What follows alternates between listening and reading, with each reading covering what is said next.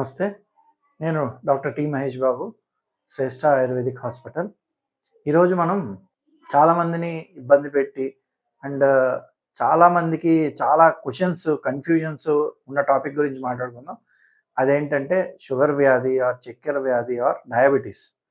So, first మనం diabetes గురించి క్లియర్‌గా ఈరోజు ఎవరెవరికి ఏం డౌట్‌లున్నాయో, ఎవరెవరికి ఎటువంటి సందేహాలు గానివ్వండి, అపోహలు గానివ్వండి, అవన్నీ తెలుసుకుందాం. సో, ఫస్ట్ ఈ డయాబెటిస్ ఆర్ చక్కెర వ్యాధి అనేది ఎందుకొస్తుంది గురించి మాట్లాడుకుందాం. సో, ఫస్ట్ ఎందుకొస్తుంది అంటే ఇప్పుడు మీరు ఎక్కువ తీపి తినేస్తున్నారు, తీపి తినడం వల్లే వస్తుంది అని కాదు. సో, దానికి ఇన్సులిన్ రెసిస్టెన్స్ అనేది ఒకటి కారణం అనమాట. సో, దానికి ఫస్ట్ మీకు అర్థమయ్యేలా చెప్పాలంటే మొదట మనం ఉన్నదానికన్నా బరువు ఎక్కువ ఉండడం, అంటే ఎక్సెసివ్ వెయిట్ గెయిన్ అనేది జరగడం. ఇది ఎందుకు జరుగుతుందంటే శారీరక శ్రమ లేకుండా కంటిన్యూస్‌గా ఎక్కువగా తినడం అనమాట. అంటే అది ఎక్కువగా తినడం అంటే మనం పొద్దున్న బ్రేక్‌ఫాస్ట్ తిన్నాము. అది అరగకుండా మళ్ళా 11:00కి స్నాక్స్ తినడం, మళ్ళా మధ్యాహ్నం భోజనం తినడం, మళ్ళా సాయంత్రం ఏదో ఒకటి తినడం, మళ్ళా నైట్ తినడం. ఇదేంటంటే మనం పొద్దున్న తీసుకునేటప్పుడు ఎంత తీసుకోవాలి? మితంగా తీసుకోవాలి. అదే కనుక ఎక్కువయిందనుకోండి, అది డెఫినిట్‌గా అరగదు. అరగనప్పుడు మనం మళ్ళా నెక్స్ట్‌ది స్నాక్ కానివ్వండి, లంచ్ కానివ్వండి తీసుకోవడం వల్ల ఏమవుతుందంటే ఆల్రెడీ అరగకుండా ఉన్నది దాని మీద మళ్ళా మనం డంప్ చేస్తున్నాం. సో, ఇలాంటి continuous intake of food, excessive intake of food వల్ల షుగర్ రావడానికి ఎక్కువ ఛాన్సులున్నాయి. ఇంకొకటి నేను ఇందాక చెప్పినట్టు శారీరక శ్రమ అస్సలు లేకపోవడం. సో, శారీరక శ్రమ అస్సలు లేకుండా ఒకే చోట కూర్చుని అంటే అది మీ పర్సనల్‌గా కానివ్వండి, లేకపోతే ప్రొఫెషనల్‌గా వర్క్ పరంగా కానివ్వండి, ఏదైనా సరే దానివల్ల ప్రమాదం అయితే డెఫినిట్‌గా మనకే ఉంటుంది. కాబట్టి మనమే జాగ్రత్తగా ఉండాలి. శారీరక శ్రమ అనేది ఖచ్చితంగా చెయ్యాలి. ప్రతిరోజు ఇది చెయ్యకపోవడం వల్లే డయాబెటిస్ అనేది వస్తుంది. అండ్ ఇంకొకటి ఏంటంటే స్ట్రెస్ అండి. బాగా ఈ రోజుల్లో స్ట్రెస్, మెంటల్ టెన్షన్స్ అనేది పర్సనల్ ప్రాబ్లమ్స్ కానివ్వండి, ఆఫీస్‌లో వర్క్ ప్రెషర్స్ కానివ్వండి, ఎందుకంటే చాలామంది పేషెంట్స్ కొంతమంది ఫ్యామిలీ ప్రాబ్లమ్స్ చెప్తే, కొంతమంది ఫైనాన్షియల్ ప్రాబ్లమ్స్ చెప్తున్నారు. కొంతమంది ఆఫీస్‌లో టార్గెట్స్ ఆర్ వర్క్ ప్రెషర్ అని చెప్తున్నారు. సో, ఏదైనా సరే ఈ స్ట్రెస్ అనే దాని వల్ల కూడా మనకి షుగర్ లెవెల్స్ అనేది చాలా ఎఫెక్ట్ అవుతాయి. అండ్ ఇంకొకటి ఏంటంటే ఫ్యామిలీ హిస్టరీ కూడా ఉంటుంది. అంటే పెద్దవాళ్ళలో ఇదివరకు ముందు వాళ్ళకి కూడా ఉండడం వల్ల కూడా వచ్చే ఆస్కారం అయితే ఎక్కువ ఉంటుంది. అండ్ అది ఇవన్నీ కాకుండా ఇంకొకటి ఎక్కువగా మందు తాగడం, ఫుడ్ సరిగ్గా తినకపోవడం, స్మోకింగ్ చేసేవాళ్ళు, ఇలాంటి హ్యాబిట్స్ ఉన్న వాళ్ళలో కూడా డెఫినిట్‌గా మనకి డయాబెటిస్ అనేది వస్తూ ఉంటుంది. అండ్ ఇంకొకటి ఏంటంటే మనకి కొన్ని మెడిసిన్స్ అనవసరంగా ఎక్కువగా యూజ్ చేయడం వల్ల లైక్ స్టెరాయిడ్స్ కానివ్వండి, ఇలాంటి మెడిసిన్స్ కొన్ని ఎక్కువగా కంటిన్యూస్‌గా వితౌట్ ఎనీ ప్రాపర్ ఒకళ్ళ సజెషన్ కింద గాని, అడ్వైస్ లేకుండా, డాక్టర్స్ హెల్ప్ లేకుండా తీసుకోవడం గాని, ఇష్టం వచ్చినట్టు ఎక్కువ వాడడం గాని, ఇలాంటి మెడికేషన్ వల్ల కూడా మనకి డయాబెటిస్ రావడానికి ఛాన్స్ ఉంటదనమాట. సో, మీరు ఇవన్నీ గుర్తుంచుకోండి. సరే, ఒకవేళ మనకి డయాబెటిస్ అనేది మనకి గుర్తించే ముందు ప్రీ డయాబెటిస్ స్టేజ్ అని ఒకటి ఉంటదనమాట. సో, దీంట్లో మనం 75% మంది ప్రీ డయాబెటిస్ స్టేజ్‌లో ఉన్నవాళ్ళు వెనక్కి నార్మల్‌గా, హెల్తీగా వచ్చేయడానికి ఆస్కారం ఉంటుందనమాట. సో, అందరూ గుర్తించాల్సింది ఏంటంటే డయాబెటిస్ వచ్చేసిన తర్వాత గుర్తించుకోవడం ఎలా అన్నదానికన్నా ప్రీ డయాబెటిస్‌లో ఉన్నామా లేదా అన్నది తెలుసుకోవడానికి ట్రై చేయండి ప్రతి ఒక్కళ్ళు. సో, ఇప్పుడు మనం ప్రీ డయాబెటిస్ స్టేజ్‌ని గుర్తించడం ఎలాగా అనేది నేను చెప్తాను. సో, ఫస్ట్ సడెన్‌గా వెయిట్ పెరగడం ఒకటి. ఇంకొకటి బాగా అలసటగా ఉండడం. అంటే బద్ధకంగా ఉండడం. అంటే పొద్దున్న మీరు నార్మల్‌గా 8 గంటలు పడుకున్నారు. 10 గంటలు పడుకున్నా సరే ఇంకా పొద్దున్న లేచాక ఇంకా బద్ధకంగా ఉంటూ ఉంటుంది ఒకటి.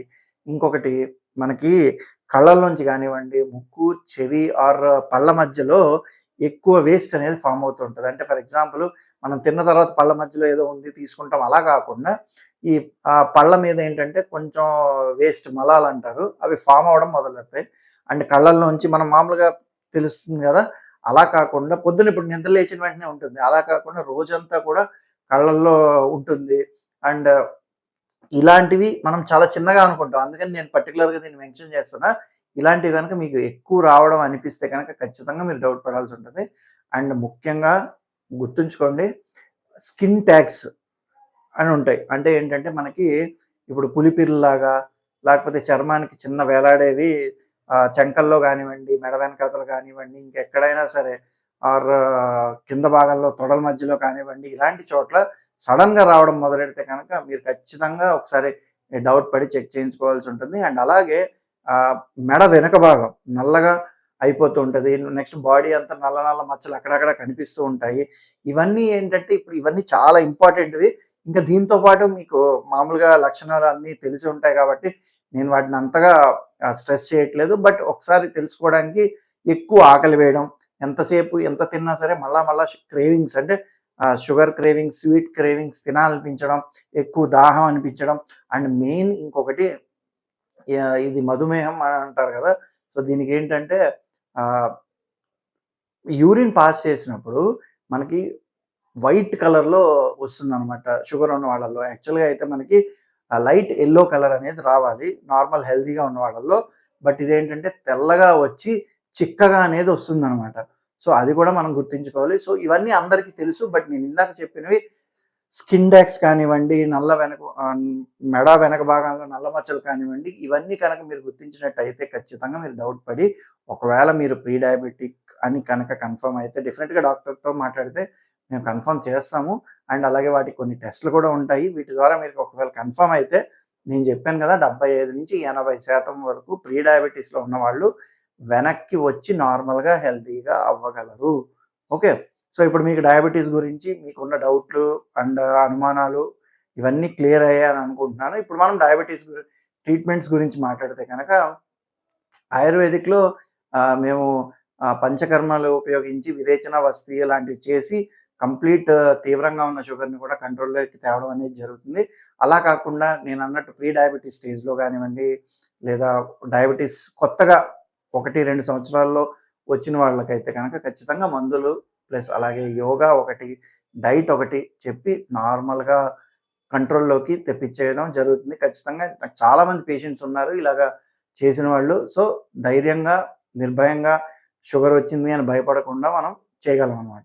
అండ్ అలాగే ఇప్పుడు మనం ఎటువంటి ఆహారం తీసుకోవాలి, ఎటువంటి పనులు చేయొచ్చు, మనం చేస్తే మంచిది షుగర్ లెవెల్స్ కంట్రోల్‌లో ఉండడానికి అంటే ఫస్ట్ మీరు చేయాల్సిందేంటంటే పొద్దున్నైనా సరే, సాయంత్రం అయినా ఒక 45 నిమిషాలు ఏదో ఒక శారీరక శ్రమలాగా పెట్టుకోండి. అది వాకింగ్ అయినా సరే, లేదు మీరు మంచి యాక్టివ్‌గా ఉంటాము, గేమ్స్ ఆడతాము అంటే బ్యాడ్మింటన్ ఆర్ షటిల్ లాంటివి ఆడండి. లేదా ఏదో ఒక ఆహ్, పిల్లలతో పొద్దున్నే వాకింగ్‌కెళ్ళి పార్క్ దగ్గర ఆడడం గానివ్వండి, ఏదైనా సరే కొంచెం వాకింగ్ అంటే ఏదో కబుర్లు చెప్పడానికి వెళ్తున్నట్టు కాకుండా కొంచెం బ్రిస్క్ వాకింగ్ అంటే మీరు అలిసిపోయేంత అంటే హార్ట్ రేట్ పెరిగి ఆయాసం వచ్చేంత అంటే మనకి చెప్పాలంటే ఇంకా చెంకల్లో అలాగే నుదిటి మీద చెమటలు పట్టేంత వరకు ఒక 30-45 నిమిషాలు మీరు కంటిన్యూస్ ఎక్సర్సైజ్ లేదా హ్యాపీగా మీరు ఇంటి మేడ మీదకెళ్ళి సూర్య నమస్కారాలు చేసుకున్నట్టయితే ఇంకా బావుంటుంది.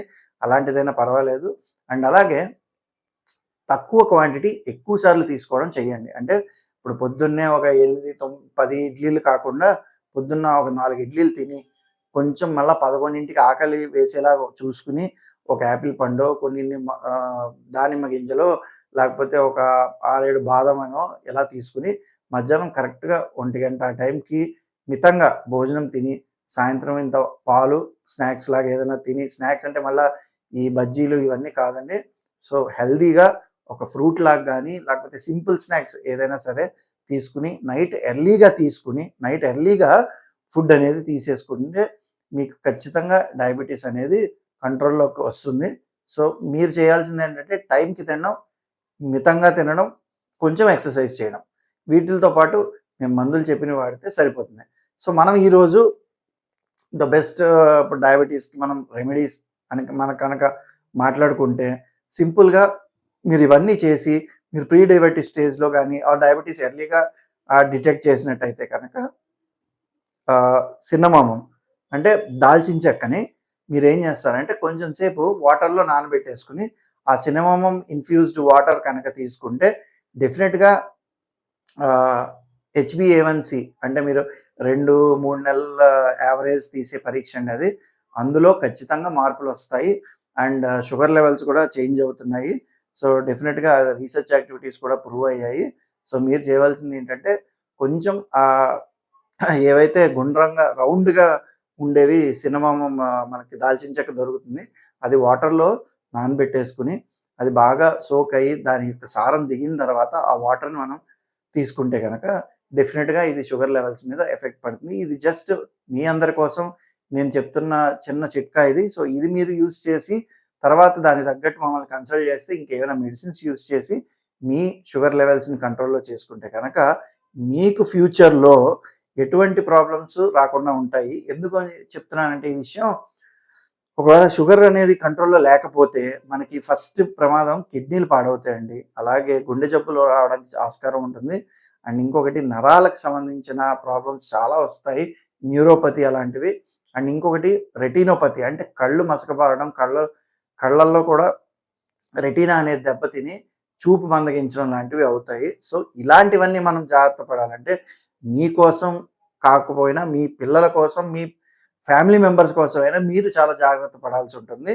సో, ఈరోజు మనం షుగర్ లెవెల్స్ గురించి, అలాగే షుగర్ ఎందుకొస్తుంది, షుగర్‌ని మనం ఎలా కంట్రోల్ చేసుకోవాలి, ఇవన్నీ తెలుసుకున్నాం కాబట్టి మీకు ఈ వీడియోతో చాలా డౌట్స్ గానివ్వండి, అపోహలు గాని తొలగాయని నేను అనుకుంటున్నాను. అయినా సరే ఇంకా ఎలాంటి డౌట్స్ ఉన్నా సరే డెఫినిట్‌గా నాకు కాల్ చేయండి.